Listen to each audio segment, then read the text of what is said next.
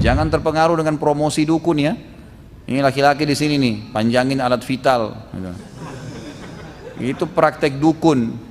Nggak boleh, nggak usah. Syukuri yang ada, gitu kan. Udahlah, nggak perlu dipanjangin, dipendekin, nggak perlu.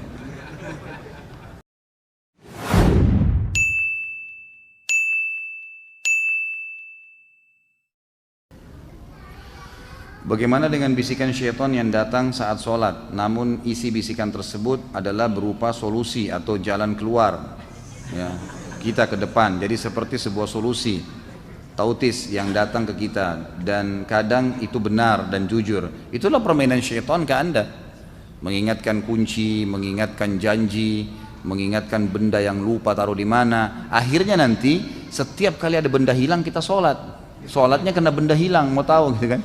Itulah permainan syaitan gitu. Jadi itu semua permainan syaitan, tidak boleh dipercaya gitu. Dia kalau masalah benar ya karena kebetulan memang saja dia ingatkan kita, memori kita saja yang diputar sama dia sehingga kita bisa mengingatnya. Sebagaimana kita bisa dibuat mengkhayal, mengingat lawan jenis dalam sholat, ada orang menghitung keuntungan transaksi, ini semua permainan syaitan. Kata Nabi SAW kepada Uthman bin Abi Mad'un, sahabat Nabi radhiyallahu anhu, pada saat beliau berkata, ya Rasulullah, saya kalau sholat saya selalu merasa terganggu, lupa dengan pekerjaan, lupa dengan sholat saya, mengingat pekerjaan, mengingat keluarga, mengingat beragam macam hal. Kata Nabi SAW, itu syaitan yang bernama khinzib atau khanzab, yang bertengkar di sebelah kiri kuping musalli, kemudian mengingatkan kepada dia, ingatlah ini, ingatlah itu, sampai dia lupa berapa jumlah rakaat yang dia sholat. Jadi ini kata Nabi SAW, kalau datang kepadamu, bacalah isti'adzah, a'udzubillahi minasyaitonirrajim, dan menudahlah sebelah kiri 3 kali, ditiupkan, ya, ditiup 3 kali seperti itu. Bagaimana dengan air mata seorang ibu yang dibungkus dan ditaruh di dompet seorang anaknya? Untuk apa? Untuk apa taruh air mata ibu ini? Hah? Kira-kira untuk apa nih? Nanti ada yang taruh air mata istri, air mata suami. Untuk apa? Apa hubungannya air mata dengan dia? Kita dalam Islam disuruh apa? Bakti, khidmah. Bukan simpan air matanya ibu, gitu kan? Itu yang diperintahkan.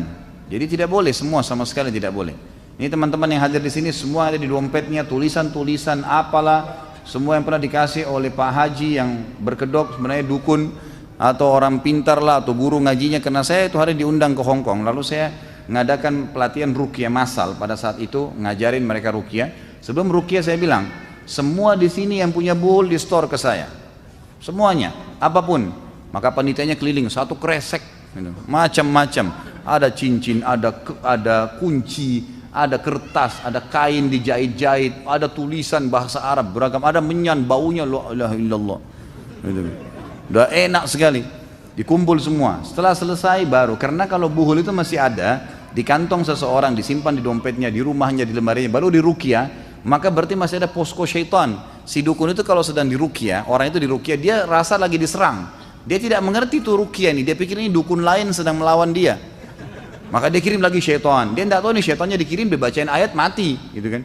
Jadi seperti itu berantem, kesannya kayak orang perang. Ibnu Qayyim mengatakan orang yang menghadapi sihir, maka dia seperti sedang berperang sebenarnya dengan para penyihir itu. Terlebih lagi kadang-kadang penyihir ini karena ditipu oleh syaitan, dikatakan itu saingan kamu, kalahkan dia, kirim ilmu ini, kirim ilmu itu. Terkadang ada yang mati, temannya juga bantu dia, dan seterusnya, seperti itu. Bagaimana caranya menyadarkan orang-orang yang terlibat dalam praktek sihir agar dapat bertobat dan kembali ke jalan Allah? Sebenarnya sama dengan umumnya dosa ya, sama dengan umumnya dosa. Apapun yang berhubungan dengan masalah dosa, maka yang bisa menyadarkan adalah menyampaikan wahyu Allah, menyampaikan tentang hukum-hukum yang telah Allah tentukan. Kalau ini tidak boleh, bicara apa adanya, sampaikan. Ini hukumnya haram, ini tidak boleh. Maka apa namanya? Diberikan hadiah buku, CD, semua itu insya Allah termasuk boleh kita lakukan, dan selebihnya serahkan kepada Allah Subhanahu Wa Taala. Banyak orang subhanallah sadar dengan hal-hal yang kecil sekali, mungkin cuma dengan peringatan 1 kali, mungkin cuma dengan buku, gitu kan? Itu insya Allah sudah cukup untuk membuat orang-orang ini sadar. Kita cukup menyampaikan, selebihnya sudah tidak bisa. Dan semestinya saya pernah umroh dengan salah satu jaksa kalau tidak salah ya, di salah satu kota di Sumatera. Terus beliau mengatakan sudah keluar sekarang peraturan pemerintah kita, maka dibolehkan untuk menangkap aliran-aliran sesat dan juga praktek-praktek ilmu hitam ini, gitu. Dan itu satu hal yang positif. Artinya memang harus dibendung, tidak boleh dibiarkan. Tidak boleh dibiarkan. Jangan terpengaruh dengan promosi dukun ya. Ini laki-laki di sini nih, panjangin alat vital. Itu praktek dukun. Tidak boleh, tidak usah. Syukuri yang ada, gitu kan. Udahlah, tidak perlu dipanjangin, dipendekin, nggak perlu. Dahulu kami diberikan kertas tulisan Arab oleh bibi dan disuruh simpan. Kami sempat simpan, terus kami takut kertas tersebut adalah jimat, jadi kami buang. Apakah kami berdosa karena sempat menyimpannya? Kalau tidak, tentu saja dosa ya. Kalau ada orang tidak sholat karena tidak tahu, ya tetap dosa misalnya. Melanggar perbuatan. Ada orang zina nggak tahu kalau itu hukumnya dosa, tetap dia berdosa. Tapi Allah SWT terima kalau dia taubat. Allah SWT terima kalau dia taubat. Dan kalau ada buhul seperti ini, saran saya jangan dibuang, dimusnahkan. Memang dibakar, memang harus dimusnahkan. Apapun itu dibakar. Sebelum dibakar dibacakan surah Al-Falaq dan An-Nas, ditiupkan ke buhul tersebut, kemudian dibakar, dimusnahkan. Itu jauh lebih aman. Karena kalau dibuang, maka buhul itu semua ada syaitannya. Dia bisa kemana lagi? Gitu. Dia bisa menyusahkan manusia yang lain. Itu memang dimusnahkan. Di rumah ibu saya masih ditanam kepala kambing. Ibu saya dulu mempercayai ini untuk kebaikan. Bagaimana cara kami memberitahukan hal itu kepada ibu bahwa ini adalah salah? Apa perlu mengambil kepala kambing yang terkubur itu dengan cara membongkar ubin? Tentu saja. Dibongkar itu lebih efektif. Dibongkar kalau ditahu tempatnya. Masalah pembongkaran buhul atau membuang sesuatu yang sifatnya memang pelanggaran agama, itu nggak perlu izin sama pemiliknya. Jadi nggak perlu bilang, ibu saya mau bongkar ya, keluarin kepalanya, enggak. Emang kalau ada peluang, ada kesempatan, Allah mudahkan dan kita tahu, maka kita bongkar itu.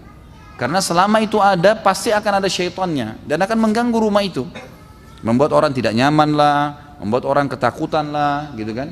Sering mengganggu anak-anak kecil, itu sudah umum terjadi. Dan jadi memang semestinya harus dikeluarkan. Masalah ibu anda, berikan penjelasan apa adanya. Sebelum menyampaikan penjelasan, berdoa kepada Allah, ya Allah mudahkanlah supaya ibu saya dapat hidayah. Lalu sampaikan. Dan tidak usah bawa nama anda, supaya biasanya orang tua itu tidak mau dinasihatin sama anaknya. Tapi coba bilang, tadi saya hadir pengajian, saya dengar dari Ustadz pada penyampaian seperti ini ibu. Kayaknya termasuk dulu itu buhul mungkin yang ditanamkan, khawatir nanti ada masalah-masalah. Ya, saya mungkin akan menghilangkan gitu kan. Atau cuma sekedar mengatakan, mudah-mudahan Allah ampuni kita ibu, itu salah gitu. Jadi disampaikan apa adanya, insya Allah. Mungkin beliau tidak paham gitu. Bagaimana Ustaz, bagaimana menghancurkan jin yang bersemayam di perut seseorang dan bagaimana mengusir rasa takut ketika sendirian di malam hari? Dibacain ruqyah. Baca ruqyah, ditiup telapak tangan, diusap perutnya. Terus baca lagi, diulang-ulangin tuh. Nanti ada buku ini, beli saja panduannya ya. Nanti ditiupkan ke perut supaya diniatkan menghancurkan. Kemudian kalau orang sudah masuk sihir ke badannya dan ada syaitan, kena pernah disihir atau pernah dia belajar, maka memang ini butuh beberapa metode ruqyah. Di antaranya dia sering mengusap tubuhnya dengan meruqyah telapak tangannya sendiri, mengusap, meniupkan. Kemudian juga yang kedua dia meminum air yang dia minum misalnya, gitu kan. Itu memang dia tiupkan ke air tersebut lalu dia minum. Boleh juga menggunakan minyak habbas sauda, ya, minyak zaitun. Ada jenis minyak zaitun yang sifatnya dikonsumsi di luar, kalau tidak salah yang tulisannya Fomes. Zaitun Fomes itu memang untuk konsumsi luar saja, untuk kulit, perawatan kulit. Tapi ada yang virgin, zaitun virgin itu memang bisa untuk dikonsumsi, untuk diminum. Itu bagus juga ya. Saya pernah dapatkan dari salah satu masyayikh bahwasanya kalau minyak itu diruqyah, sama halnya boleh meruqyah air, maka minyak itu kalau digosok di tempat yang memang dasarnya ada sihir atau ada syaitan, maka selama minyak itu tidak hilang, reaksi ayat terus berpengaruh. Reaksi ayat terus berpengaruh, maka dianjurkan untuk itu. Saya kemarin Ramadan sempat umroh alhamdulillah dan ketemu dengan salah satu guru saya, Dr. Amin Fallata. Beliau guru besar Al-Quran di Mekah, di Ummul Qura, dan saya sempat berbicara tentang masalah ruqyah dengan beliau dan beliau sempat menambahkan pengetahuan buat saya gitu kan. Salah satunya adalah kalau orang kesurupan atau kena sihir, maka cara efektif untuk mengetahui dia disihir oleh siapa, biasanya karena dia terzalimi, Allah memberikan dia feeling kalau ada orang yang menyihirnya. Kalau misalnya ditanya, kira-kira menurut kamu siapa yang menyihir, lalu disebutkan namanya si fulan misalnya, maka boleh seseorang peruqyah mengucapkan di kuping dia, sihirnya si fulan, sebut nama orang itu, saya minta kepada Allah agar dibatalkan, lalu membaca salah satu ayat ruqyah tentang perkataan Nabi Musa alaihissalam, majitum bihis sihru innallaha sayubtilu. Ya, apa yang kalian lakukan adalah sihir, pasti Allah akan membatalkan. Diulang-ulangin. Beliau mengatakan itu diulang-ulangin. Pada saat dia terasa ada reaksi, berarti betul orang itu yang menyihirnya, gitu kan. Tinggal sering berdoa kepada Allah agar orang itu diberikan hidayah, atau Allah SWT hukum dia, gitu kan, hukum dia. Jadi bisa dengan cara mengusap dari luar, bisa dengan cara meniupkan ke air atau minyak yang dikonsumsi, gitu kan.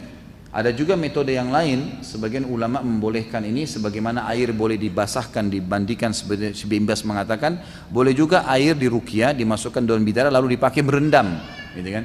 Kalau sudah terlalu besar sihir di tubuhnya, maka dia berendam di alam air yang sudah diruqyah itu, gitu kan. Itu juga termasuk. Jadi sering kali terjadi teman-teman peruqyah berbagi dengan saya, kalau air itu walaupun dingin, kalau sudah diruqyah, bagi orang yang kena sihir, air itu panas. Air itu panas, gitu kan, dia rasa panas sekali. Tapi memang dia harus kalau mau sembuh masuk ke dalam situ. Jadi itu insya Allah akan membakar setan-setan yang ada di badannya.